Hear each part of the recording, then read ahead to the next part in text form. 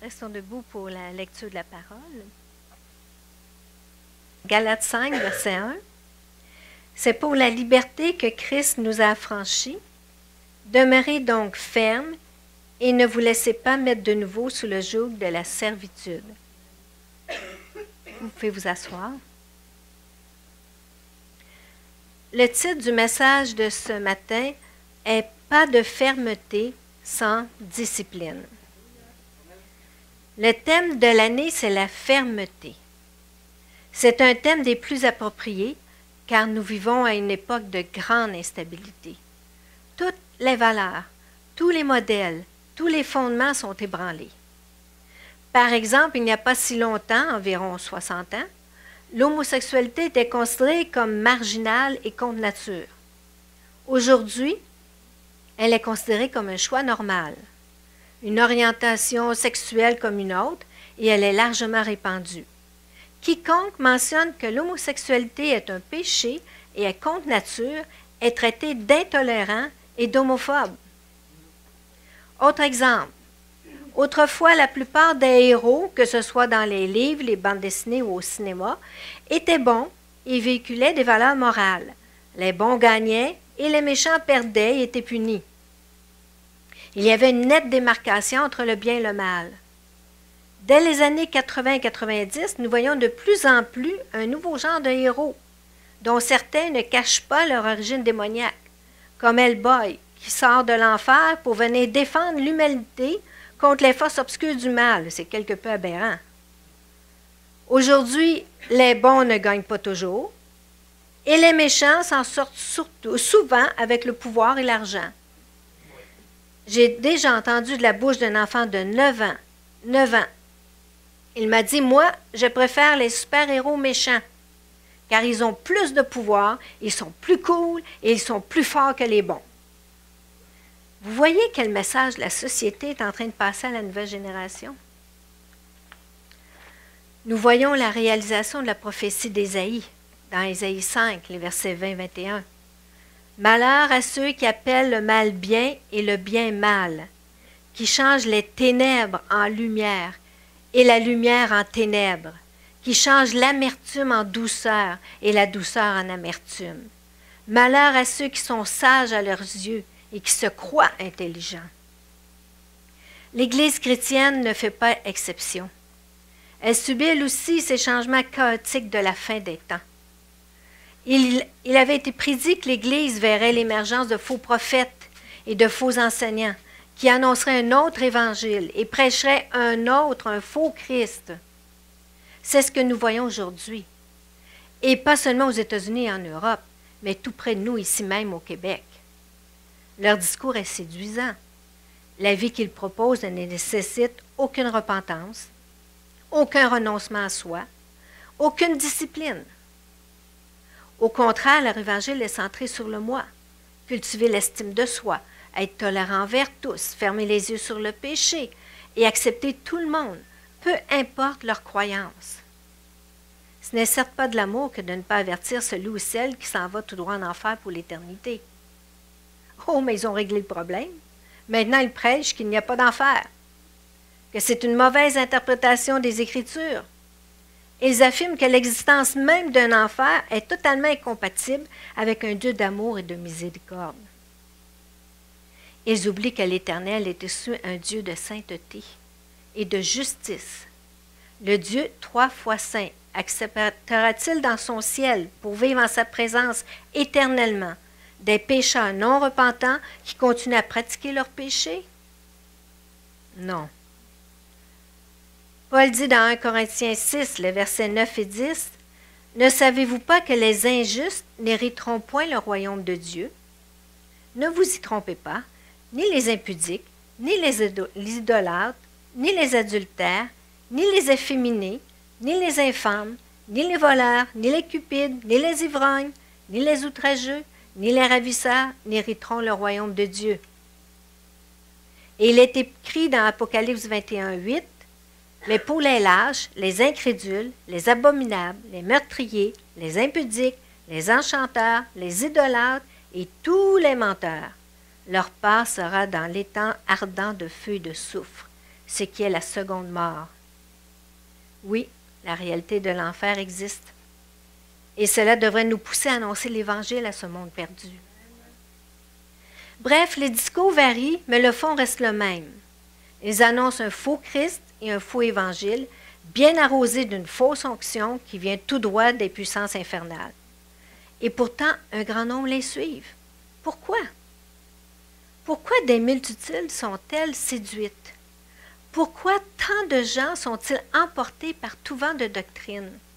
Pourquoi même des chrétiens enseignés depuis plusieurs années dans la saine doctrine remettent tout en question lorsqu'arrive une nouveauté, surtout lorsque celle-ci manifeste des miracles et des prodiges? Avons-nous oublié l'avertissement du Seigneur dans Marc 13, 22, lorsqu'il dit « Car il s'élèvera de faux Christ et de faux prophètes, ils feront des prodiges et des miracles, ils vont en faire, pour séduire les élus s'il était possible. » Pourquoi ce manque flagrant de fermeté dans la foi parmi le peuple de Dieu? Réponse: parce que la fermeté n'est pas quelque chose d'inné chez l'homme. C'est pour cela que nous trouvons dans le Nouveau Testament 21 versets où les chrétiens sont exhortés à la fermeté, dont notre verset d'ouverture dans Galates 5.1, qui dit « C'est pour la liberté que Christ nous a affranchis, demeurez donc fermes et ne vous laissez pas mettre de nouveau sous le joug de la servitude. » Le verbe « demeurer » dans ce verset contient la notion de persévérer et de persister. La fermeté s'acquiert par la persévérance au moyen de la discipline. Oh, que ce mot discipline nous fait grincer des dents. Pour la plupart d'entre nous, la notion de discipline contient une connotation négative. Que faisaient nos parents lorsqu'ils nous grondaient? Ils nous disciplinaient. Que faisait le professeur à l'école lorsqu'il nous donnait des punitions? Il nous disciplinait. Nous en sommes venus à penser que la discipline et punition allaient de pair. Et nous avons développé une conception erronée de ce qu'est la discipline. Nous la percevons comme étant quelque chose de restreignant, désagréable, obligatoire et punitif. Mais quelle est la signification réelle du mot discipline? Discipline vient du latin disciplina, qui est dérivé de discipulus, qui signifie disciple. Discipulus vient lui-même de discere, qui signifie apprendre. Ce n'est pas un cours de latin ce matin, mais c'est pour comprendre le vrai sens du mot discipline. La discipline, c'est simplement la règle de conduite du disciple qui apprend de son maître. Nous n'avons aucune difficulté à nous présenter comme disciples de Christ, mais lorsqu'il est question de se discipliner, ah là, c'est une autre histoire. Pourtant, il est impossible de tenir ferme contre la tentation et toutes les attaques de l'ennemi dans notre vie et dans l'Église sans discipline. Ça prend de la discipline pour venir régulièrement aux réunions de l'Église. Ça prend de la discipline pour lire la Bible chaque jour de manière méthodique et rester à l'écoute de ce que le Saint-Esprit veut nous apprendre. Ça prend de la discipline pour mettre à part quotidiennement un temps de prière en présence du Seigneur. Ça prend de la discipline pour prendre le temps nécessaire pour étudier et méditer la parole. Ça prend de la discipline pour maintenir un culte familial régulier. On voit les mariages chrétiens s'effondrer, les foyers se diviser, parce que la corde à 3 brins est devenue une corde à 2 brins. Le Seigneur n'est plus présent au sein même de la famille. Chacun fait son culte personnel, c'est bien, mais il faut aussi un culte familial, où les parents peuvent enseigner leurs enfants dans la parole. Les enfants peuvent poser des questions sur la Bible. Ils peuvent partager ce qu'ils vivent à l'école et ce qu'on leur enseigne qui va à l'encontre des principes bibliques. C'est un moment important pour affermir leur foi. Ça prend de la discipline pour s'engager dans un service à l'Église et ne pas se retirer à la moindre difficulté ou simplement parce que les choses ne se passent pas comme on avait pensé. Ça prend de la discipline pour obéir au Seigneur et le mettre en priorité dans notre vie. Autrement dit, ça prend de la discipline pour être un disciple. Dans le dictionnaire de la langue française, nous trouvons 2 principaux éléments pour définir ce qu'est la discipline. Premier élément, une discipline, c'est l'ensemble des règles de conduite qui régissent une collectivité, un groupe, en vue d'assurer son bon fonctionnement.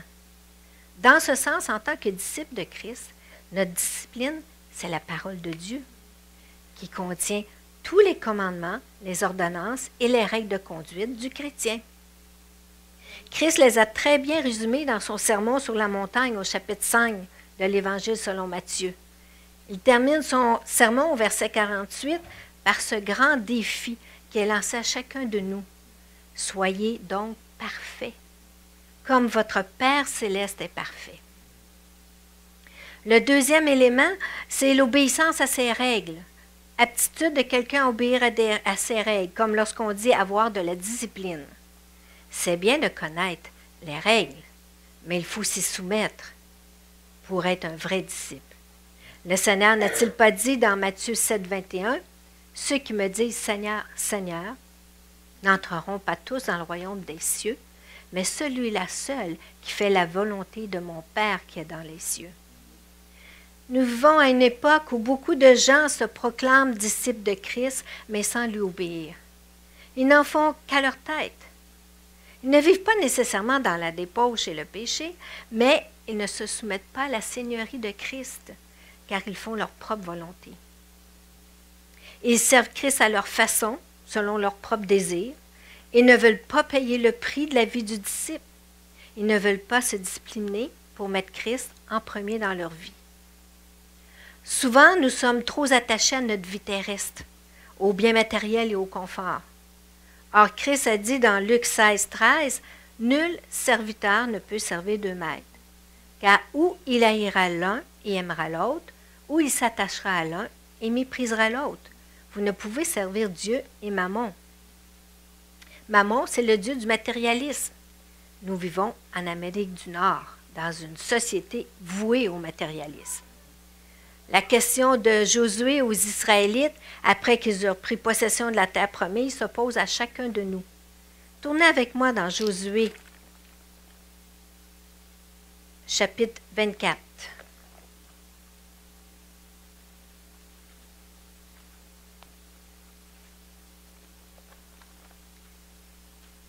Josué, chapitre 24, le verset 15. Et si vous ne trouvez pas bon de servir l'Éternel, choisissez aujourd'hui qui vous voulez servir, ou les dieux que servaient vos pères au-delà du fleuve, ou les dieux des Amoréens dans le pays desquels vous habitez. Moi et ma maison, nous servirons l'Éternel. Les Israélites devaient choisir entre l'Éternel et les dieux des nations qui les entouraient. Notre choix le plus évident au Québec est entre servir l'Éternel et le moi, qui est exalté dans notre société où tout est centré sur l'individu. Nous parlons davantage des droits individuels que de devoirs et de responsabilités. C'est pourquoi il est si difficile d'accepter ce concept de discipline qui est lié à la condition du disciple. Mais si nous avons choisi de servir l'Éternel, nous devons nous soumettre à sa volonté. Quand sommes-nous devenus disciples de Christ? Dès notre conversion, qui est le début de la vie du disciple de Christ. Lorsque nous avons reconnu notre état de pécheur et notre impuissance à rétablir notre communion avec Dieu. Lorsque nous avons cru que Jésus-Christ, Fils de Dieu, était mort à la croix pour payer le prix de nos péchés et qu'il est le seul chemin pour la réconciliation avec Dieu. Lorsque nous avons accepté pour nous-mêmes et par la foi ce sacrifice expiatoire, ce don gratuit offert par la grâce de Dieu. Lorsque nous avons renoncé à notre vie de pécheur pour devenir un enfant de Dieu au moyen de la croix, c'est alors que nous sommes nés de nouveau. Et 2 Corinthiens 5, 17 dit que nous sommes devenus une nouvelle créature. Romains 6, 11 dit que nous sommes morts au péché et vivants pour Dieu en Jésus-Christ.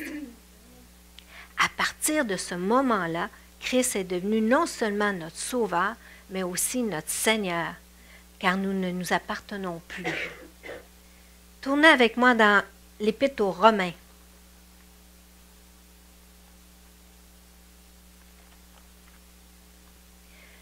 le chapitre 14.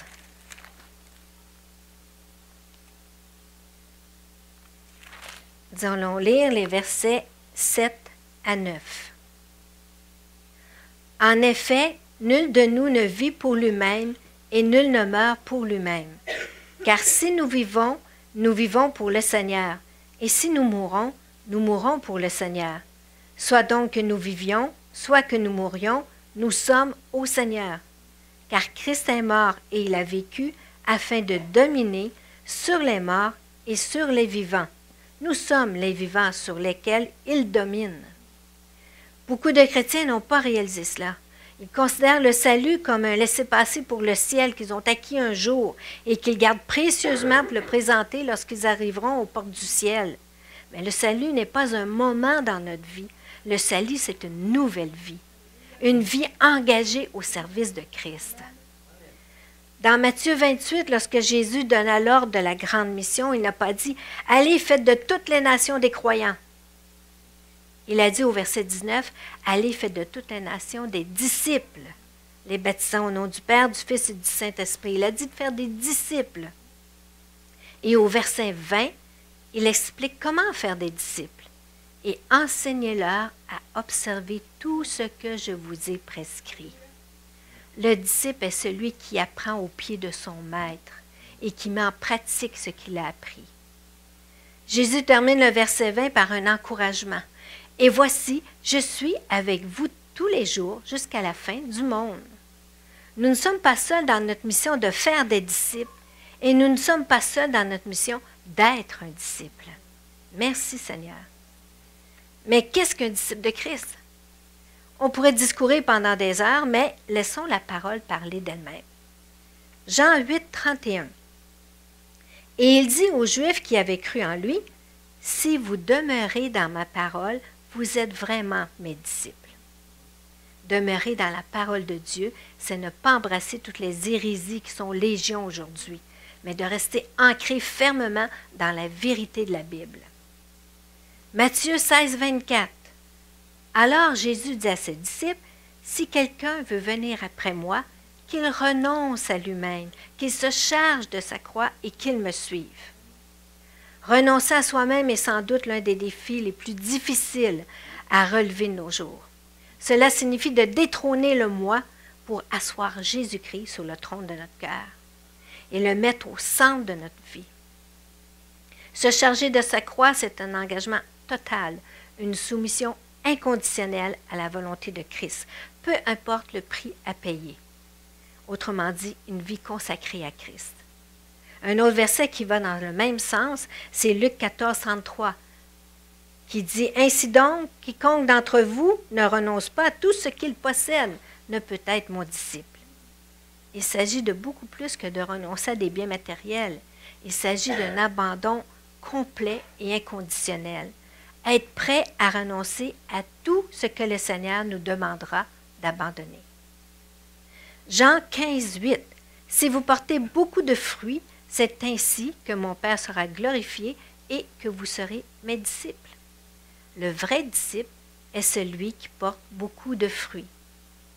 Et le mot fruit est au singulier et non pas au pluriel. Beaucoup de fruits, mais le fruit dont est ici question, c'est la sanctification.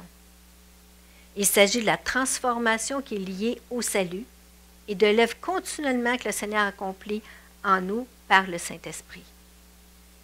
Jean 13, 35. À ceci, tous connaîtront que vous êtes mes disciples si vous avez de l'amour les uns pour les autres. Ce n'est pas un amour humain et charnel, c'est l'amour de Dieu qui a été répandu dans nos cœurs par le Saint-Esprit, tel que mentionné dans Romains 5, 5. C'est pour cela que nous pouvons obéir à ce commandement du Seigneur dans Jean 15, 17, qui dit « Ce que je vous commande, c'est de vous aimer les uns les autres. » Humainement, nous ne pouvons pas, parce que ce n'est pas tout le monde qui est également aimable. Le Seigneur le sait, et il ne commandera jamais quelque chose d'impossible. Le Seigneur nous commande de nous aimer les uns les autres parce qu'il sait que le véritable disciple est mort à lui-même et qu'il laisse Dieu aimer à travers lui. C'est pour cela que le vrai disciple peut aimer les uns et les autres, autant ceux qui sont faciles à aimer que ceux qui le sont moins. Matthieu 21:6. Les disciples allèrent et firent ce que Jésus leur avait ordonné. Le vrai disciple, c'est celui qui obéit à son maître. C'est la base de la discipline, obéir. Obéir à tout ce que nous avons vu précédemment et à tout ce que le Seigneur peut nous demander individuellement en tant que service, ministère ou autre. Les loups qui s'infilent dans l'Église actuellement ne sont pas des disciples de Christ. Ils servent leur propre ventre, comme le dit Paul dans Romains 16:18. Il dit « Car de tels hommes ne servent point Christ notre Seigneur, mais à leur propre ventre, et par des paroles douces et flatteuses, ils séduisent les cœurs des simples. » Leur discours est alléchant, car ils présentent une vie chrétienne bon marché, sans effort, sans renoncement. Ils flattent les gens dans le bon sens, en leur disant ce qu'ils veulent bien entendre. Leur prédication est remplie de promesses plus séduisantes les unes que les autres, succès, honneur, richesse. Ces loups marchent sur une large autoroute où ils entraînent un nombre toujours grandissant de ce que j'appelle des faux disciples de Christ, puisqu'ils sont indisciplinés, égocentriques, rebelles et emportés par tout vent de doctrine. Ils marchent ensemble et se dirigent, chaotiquement, mais sûrement vers la perdition éternelle. C'est ici et maintenant que nous devons prendre la décision. Qui voulons-nous suivre? Ces faux prophètes et faux enseignants qui flattent notre ego et prônent la liberté individuelle, peu importe ce que ça coûtera dans l'éternité? Ou Christ, en nous soumettant à sa seigneurie, en renonçant à nous-mêmes, en nous disciplinant afin de devenir des hommes et des femmes faits à la mesure de la stature parfaite de Christ, solidement ancrés dans la saine doctrine, ferme et inébranlable. Le choix nous appartient, mais de celui-ci dépendra notre destinée. Ne nous laissons pas séduire par notre propre cœur, qui est méchant et tortueux par-dessus tout, comme le dit Jérémie 17:9. Nous nous laissons séduire par notre cœur lorsque nous décidons d'interpréter la Bible selon nos désirs et nos pensées personnelles. Si je recherche le confort, les expériences surnaturelles et mystiques, les émotions fortes, les sensations agréables, un cercle d'amis, des activités sociales, alors je ne suis pas à ma place au sein de la véritable Église de Christ. Ces choses sont promises par l'Église apostate, qui offre de satisfaire les désirs de la chair et les aspirations du cœur mauvais de l'homme. Dans Proverbe 28:26, il est écrit « Celui qui a confiance dans son propre cœur est un insensé, mais celui qui marche dans la sagesse sera sauvé. » La sagesse dont il est question, c'est celle de Dieu, qui nous est révélée où? Dans sa parole. La véritable Église est une famille de frères et de sœurs, enfants de Dieu par adoption, tous disciples de Christ, voués à son service pour l'avancement du royaume de Dieu dans les cœurs, par la prédication de la bonne nouvelle du salut en Jésus-Christ. Personne ne nous obligera à suivre Christ. C'est un choix personnel. Mais il est important que nous sachions en quoi cela consiste. Il ne suffit pas de prétendre être disciple pour en être un. Être disciple implique de se discipliner pour apprendre à vivre comme notre maître l'exige. Être disciple de Christ n'est pas une option pour le chrétien véritable. C'est la raison pour laquelle nous avons été sauvés. Nous ne sommes pas sauvés pour rester tels que nous sommes. Nous sommes appelés à devenir semblables à Christ. Et c'est là le principe de base d'être disciple. Jésus a dit dans Luc 6:40, « Le disciple n'est pas plus que le maître, mais tout disciple accompli sera comme son maître. » Il ne suffit pas de reconnaître Christ comme sauveur pour être sauvé, il faut aussi le reconnaître comme Seigneur. C'est inclusif dans le salut. Dans Luc 6:46, Jésus dit, « Pourquoi m'appelez-vous Seigneur, Seigneur, et ne faites-vous pas ce que je dis? » Puis au verset suivant, le verset 47, il dit, « Je vous montrerai à qui est semblable tout homme qui vient à moi, entend mes paroles et les met en pratique. » Il va décrire ce qu'est le véritable disciple. Dans les versets suivants, il raconte la parabole de l'homme qui bâtit sa maison sur le roc. comparativement à celui qui bâtit sur le sable. L'homme qui bâtit sur le roc est le véritable disciple, qui est celui qui entend les paroles du Maître et les met en pratique. Il devient ferme et inébranlable au jour de la tempête. La fermeté passe par la discipline, c'est-à-dire obéir et mettre en pratique les enseignements de notre Seigneur Jésus-Christ. Il n'y a pas de fermeté sans discipline. Tout ce que nous venons de voir au sujet de la discipline, de la fermeté et d'être disciple semblera sans doute pour plusieurs comme étant peu attrayant.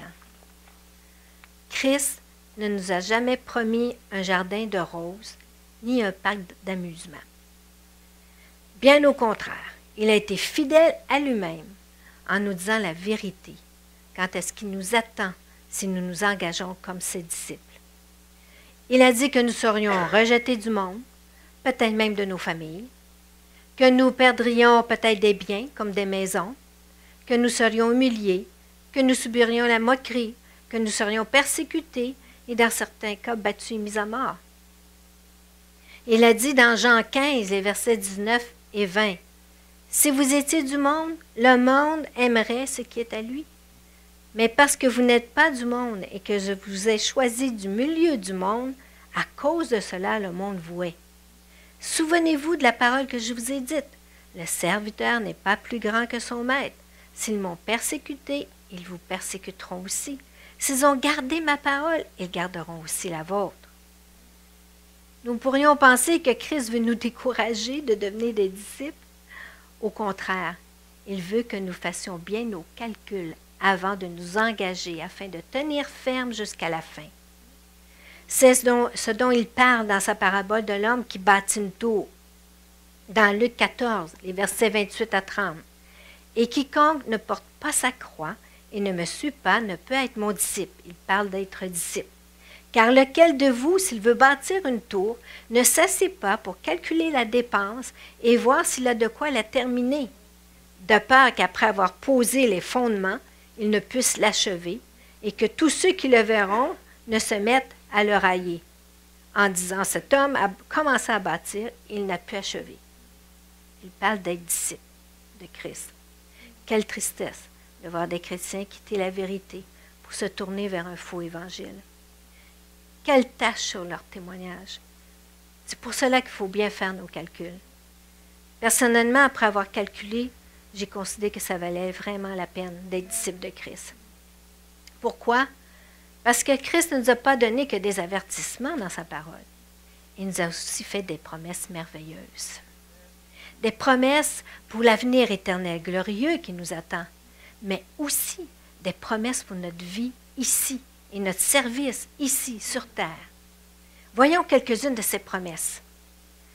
Nous avons déjà vu que Christ nous a promis d'être toujours avec nous chaque jour. Il est ressuscité et il vit en nous. Nous avons vu également que nous devenons des enfants de Dieu par adoption. Notre famille charnelle nous a-t-elle rejetés? Le Seigneur nous en donne une nouvelle. Une famille avec qui nous aurons des liens éternellement. Habituez-vous à moi, vous allez me voir éternellement. C'est un immense privilège d'être enfant de Dieu. Romains 8, verset 17-18 dit, « Or, si nous sommes enfants, nous sommes aussi héritiers, héritiers de Dieu et co-héritiers de Christ. Si toutefois nous souffrons avec lui, afin d'être glorifiés avec lui, j'estime que les souffrances du temps présent ne sauraient être comparées à la gloire à venir qui sera révélée pour nous. Oui, il y a de la souffrance lorsque nous nous affichons comme disciples de Christ, mais celle-ci n'est rien comparée à la gloire à venir. De plus, nos épreuves et nos souffrances ne sont pas inutiles. Parce qu'oubliez pas que les gens dans le monde ont aussi des épreuves et des souffrances, mais elles sont inutiles. Nous, elles sont utiles, nous dit Jacques, dans Jacques 1, les versets 2 à 4. « Mes frères, regardez comme un sujet de joie complète les diverses épreuves auxquelles vous pouvez être exposés, sachant que l'épreuve de votre foi produit quoi? La patience. Mais il faut que la patience accomplisse parfaitement son œuvre, afin que vous soyez parfaits et accomplis sans faillir en rien. Nos épreuves, nos difficultés nous perfectionnent. Non seulement elles ne sont pas inutiles, mais elles deviennent un sujet de joie, comme nous avons lu, parce que nous savons qu'elle contribue à notre transformation pour devenir de plus en plus semblable à notre Maître Jésus-Christ. Et c'est ça le but du disciple, devenir comme son Maître. Dans 1 Corinthiens 10, 13, non seulement Dieu promet qu'il ne permettra rien, il ne permettra pas que nous soyons tentés au-delà de nos forces, mais en plus, il promet de préparer le moyen de nous en sortir. N'est-il pas merveilleux? Dieu travaille en notre faveur. Il nous donne sa grâce qui est plus que suffisante.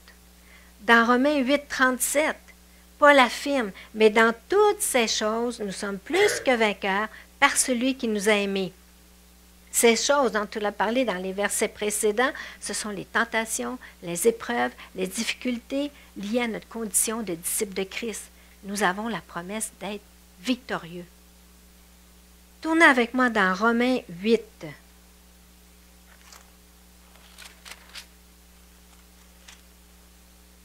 Romains 8, les versets 28 à 30.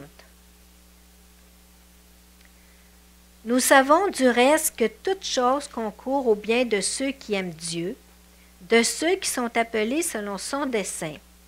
Car ceux qu'il a connus d'avance, il les a aussi prédestinés à être semblables à l'image de son Fils, afin que son Fils fût le premier-né entre plusieurs frères. Et ceux qu'il a prédestinés, il les a aussi appelés. Et ceux qu'il a appelés, il les a aussi justifiés. Et ceux qu'il a justifiés, il les a aussi glorifiés. Alléluia! Toutes choses concourent à notre bien. Dieu nous aime. Dieu nous a appelés. Dieu nous a connus d'avance. Dieu nous a prédestinés à être semblables à l'image de son Fils. Dieu nous a justifiés et glorifiés. Nous avons toutes les raisons de nous réjouir et de louer notre Dieu. Alléluia! Dans Philippiens 4, les versets 6 et 7, nous avons la promesse de la paix de Dieu, celle qui surpasse toute intelligence. Et ça, c'est pour dès maintenant, ici sur terre. Dans Jean 15, 11, nous avons la promesse de la joie de Christ. Dans Jean 14, les versets 16 et 17, nous avons la merveilleuse promesse d'un autre consolateur qui demeure éternellement avec nous, le Saint-Esprit qui vit en nous.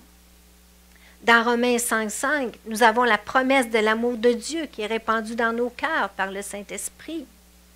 Dans Matthieu 6, 25 à 34, nous avons la promesse que Dieu pourvoira à tous nos besoins matériels nécessaires. C'est pourquoi nous n'avons pas à nous inquiéter de quoi que ce soit, de ce que nous allons manger, boire, de quoi nous serons vêtus. Dans Romains 8, les versets 38 à 39, nous avons l'assurance que rien ne nous séparera de l'amour de Dieu manifestant en Jésus-Christ notre Seigneur. Vous voyez, nous avons plein de belles promesses. Nous avons vu Philippiens 4, versets 6 et 7, Jean 15, 11, Jean 14, 16 et 17, Romains 5, 5, Matthieu 6, 25 à 34, Matthieu 8, 38 à 39. Par-dessus toutes ces belles promesses, ce sont des promesses pour dès maintenant, ici dans notre vie, notre service pour Christ. Par-dessus tout ça, le plus important et le plus bénissant à mon sens, c'est la possibilité d'entretenir une relation intime avec notre Seigneur Jésus-Christ. À plusieurs reprises, il est mentionné dans la Bible que Jésus prenait à part ses disciples, qu'il se retirait avec eux loin de la foule, comme dans Matthieu 13, 36. À la foule, Jésus enseignait en parabole, mais à ses disciples, il expliquait tout en privé, nous dit Marc 4, 34. Les disciples ont été témoins de miracles exclusifs, comme le figuier desséché, dont le récit est rapporté dans Matthieu 21, 20. Christ a même fait des miracles en présence de ses disciples qui ne sont pas rapportés dans la Bible. Et ça, c'est écrit dans Jean 20, 30. N'est-ce pas merveilleux d'avoir une telle intimité avec le Seigneur? À ses disciples, Jésus annonçait tout ce qui allait se passer, comme dans Matthieu 20, 17 à 19, où il leur annonce qu'il sera arrêté, condamné, crucifié et qu'il va ressusciter le troisième jour. Il n'a pas annoncé ça à la foule, juste à ses disciples. Après sa résurrection, Jésus est apparu plusieurs fois à ses disciples, comme dans Jean 21, 14. Jésus aimait prendre du temps avec ses disciples. Il aimait être avec eux. Ça n'a pas changé. Jésus est ressuscité et il est vivant. Il désire cette même relation avec chacun d'entre nous. Il y a encore beaucoup d'autres promesses dans la Bible pour notre vie et notre service ici-bas. Mais j'aimerais qu'on regarde maintenant quelques-unes des promesses pour notre avenir éternel, qui est lui aussi merveilleux. La plus importante est sans contredit la promesse de la vie éternelle, que nous trouvons dans plusieurs versets, dont le plus connu est Jean 3,16. Car Dieu a tant aimé le monde qu'il a donné son Fils unique, afin que quiconque croit en lui ne périsse point, mais qu'il ait la vie éternelle. Cette vie débute dès que nous venons à Christ et elle se prolongera éternellement. Dans Hébreux 10, 34, nous avons la promesse qu'il y a des biens meilleurs que ceux de la terre qui nous attendent dans le ciel. On ne sera pas sur des nuages, là. Et ces biens vont durer toujours. Dans Philippiens 3, 20, nous avons la promesse d'être les citoyens de la nouvelle cité qui est dans les cieux. Ce sera notre lieu de résidence. Dans Philippiens 3, 21, nous avons la promesse que notre corps sera transformé et rendu semblable au corps glorieux de Christ. Nous allons avoir un corps glorieux. Nous ne serons pas des esprits éphémères, là. Nous ne serons pas des fantômes. On va avoir un corps glorieux, comme celui de Jésus-Christ. Dans Jean 14, 3, Christ promet de revenir nous chercher pour nous prendre avec lui. N'est-ce pas une merveilleuse promesse? Est-ce qu'on l'attend, le Seigneur? Amen, on l'attend. Dans 2 Timothée 2, 12, nous avons la promesse de régner avec Christ si nous persévérons jusqu'à la fin. Nous allons régner. Nous allons être occupés dans l'éternité. On ne va pas se tourner les pouces ni jouer de la harpe toute l'éternité. Dans Apocalypse 21, 4, nous avons la promesse de vivre éternellement heureux. La mort ne sera plus. Il n'y aura plus ni deuil, ni cri, ni douleur, ni souffrance, ni maladie, ni injustice, rien de toutes ces choses qu'on rencontre ici sur terre. Juste ça, c'est une promesse vraiment extraordinaire. Tournez avec moi dans 1 Jean, première épître de Jean.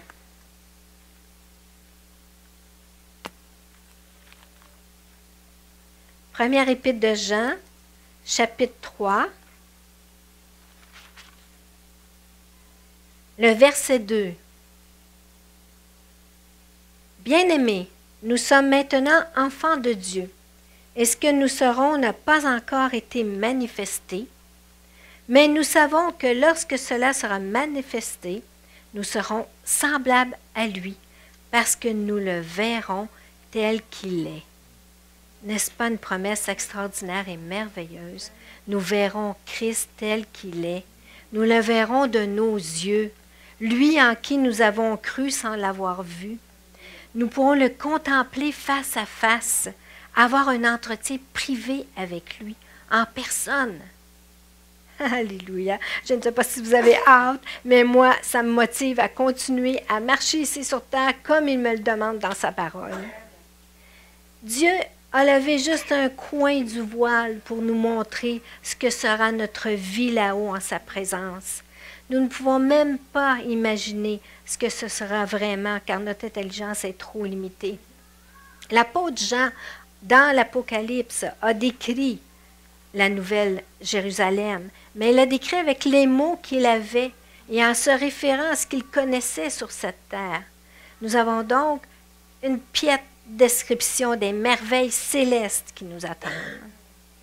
Contrairement au lac de feu des damnés, où chacun se retrouvera isolé, seul, souffrant terriblement, sans espoir d'être secouru, bien là-haut dans le ciel, nous serons réunis avec tous ceux qui auront cru au salut de Dieu, même avec les saints de l'Ancien Testament qui ont cru à la promesse du Sauveur.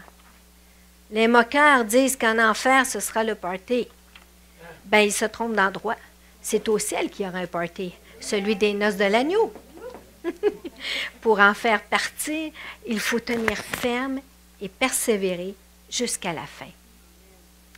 Encourageons-nous mutuellement à être des disciples de Christ, fermes et disciplinés, car sans aucun doute, ça en vaut la peine. Et l'équipe de louange a chanté un chant qui m'a vraiment touchée, qui venait rejoindre la disciple. Et puisqu'il est tôt, si vous voulez, j'aimerais ça que vous le rejouez. C'est celui « Je suis né pour te louer ». Car c'est ça, être disciple de Christ. On est né pour le louer, pour l'adorer, et là-dedans, ça dit aussi pour lui obéir. Vous remarquez les paroles de ce chant. Alors, Pierre-Alexandre et les autres, si vous voulez revenir pour le chanter. Et après, Mélanie fera la conclusion par la prière.